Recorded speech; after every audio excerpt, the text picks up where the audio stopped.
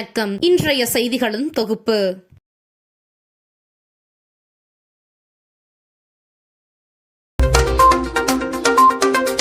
தேசிய நெடுஞ்சாலைகளின் சுங்கச்சாவடிகளை விஐபிகளின் வாகனங்களுக்கு கட்டண விலக்கு ரத்தாகிறது. விஐபி கலாச்சாரத்தை கைவிடும் அறிவிப்பை தேர்தலுக்கு பின் வெளியிட உள்ளதாக அமைச்சரவை செயலகம் தகவல்.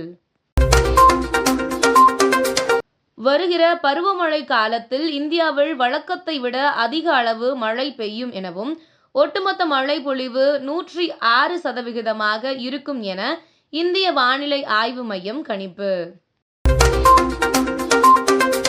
இலங்கைக்கு வெங்காயம் ஏற்றுமதி செய்ய அனுமதி. இந்தியாவிலிருந்து இலங்கைக்கு 10,000 மெட்ரிக் டன் வெங்காயம் ஏற்றுமதி செய்ய மத்திய அரசு அனுமதி. மீன்பிடி தடைக்களம் அமலுக்கு வந்த நிலையில் ஆழ்கடல் மீன்பிடிப்பில் ஈடுபட்டிருந்த மீன்பிடி படகுகள் கரை திரும்பும் வகையில் பாம்பன் ரயில்வே தூக்குப்பாலம் திறப்பு. அயோத்தியிலிருந்து டெல்லி சென்ற இண்டிகோ விமானம் எரிபொருள் காலியான நிலையில் சண்டிகரில் அவசரமாக தரையிறக்கப்பட்டதால் பயணிகள் உயிர் தப்பினர். தெலுங்கானாவில் ₹2 கோடி கடனுக்காக ₹4 கோடி லம்போர்கினி சொகுசு காருக்கு தீ வைப்பு. காரின் உரிமையாளர் நீரஜ் தனக்கு தர வேண்டிய பணத்தை தராமல் மற்றொரு நபர் மூலம் காரை விற்க முயன்றதால் அகமது என்பவர் ஆத்திரம். இச்சம்பவம் தொடர்பாக போலீசார் வழக்கு பதிவு செய்து அகமதை தேடி வருகின்றனர்.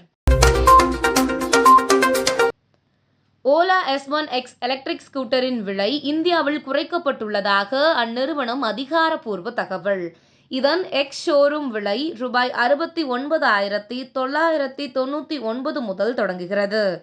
2kWh திறன் கொண்ட பைக் ₹69,999க்கும் 3kWh திறன் கொண்ட பைக் ₹84,999க்கும் 4kWh திறன் கொண்ட பைக் ₹99,999க்கும் கிடைக்கிறது.